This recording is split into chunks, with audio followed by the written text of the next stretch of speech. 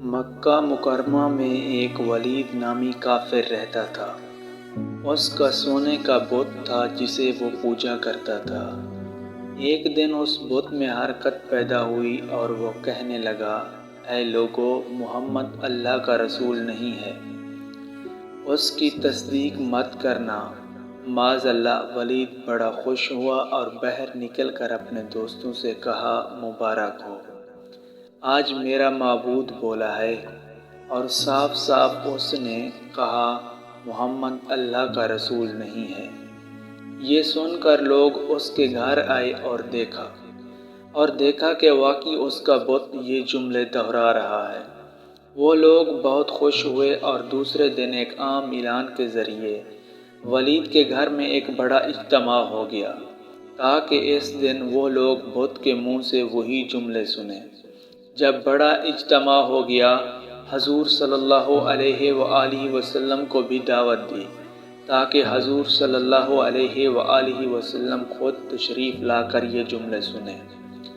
حضور صلی اللہ علیہ وآلہ وسلم جب تشریف لائے تو بت بول اٹھا، اے مکہ والو، خوب جان لو، حضرت محمد صلی اللہ علیہ وآلہ وسلم اللہ کے سچے رسول ہیں۔ ان کا ہر ارشاد سچا ہے اور ان کا دین حق پر ہے۔ تمہارے بت جھوٹے ہیں اور گمراہ کرنے والے ہیں۔ اگر تم سچے رسول پر ایمان نہ لاؤ گے تو جہنم میں جاؤ گے۔ بس عقل مندی سے کام لو اور سچے رسول کی غلامی اختیار کر لو۔ بت کی یہ باتیں سن کر ولید بڑا گھبرایا اور اپنے معبود کو پکڑ کر زمین پر دے مارا اور اس کے ٹکڑے ٹکڑے کر دیے۔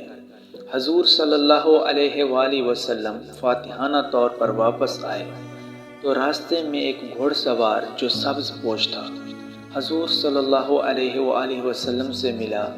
اس کے ہاتھ میں تلوار تھی جس سے خون ٹپک رہا تھا۔ حضور صلی اللہ علیہ وآلہ وسلم نے فرمایا، تم کون ہو؟ بولا، حضور میں جن ہوں اور آپ کا غلام اور مسلمان ہوں۔ جبل طور میں رہتا ہوں۔ میرا نام مہین بن العبر ہے۔ میں کچھ دنوں کے لیے باہر گیا ہوا تھا۔ آج گھر واپس آیا تو میرے گھر والے رو رہے تھے۔ میں نے وجہ پوچھی تو معلوم ہوا کہ کافر جن جس کا نام مسفر تھا وہ مکہ میں آ کر ولید کے بت میں گھس کر حضور صلی اللہ علیہ وآلہ وسلم کے خلاف فضول گوئی کر گیا ہے اور آج پھر گیا ہے تاکہ بت میں گھس کر آپ کے متعلق بکواس کرے۔ رسول اللہ صلی اللہ علیہ وسلم، مجھے سخت غصہ آیا۔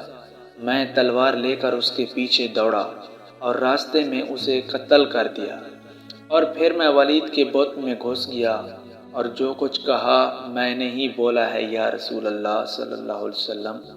حضور صلی اللہ علیہ وسلم نے یہ قصہ سنا، بڑی خوشی کا اظہار کیا اور اپنے اس جن غلام کے لیے دعا فرمائی۔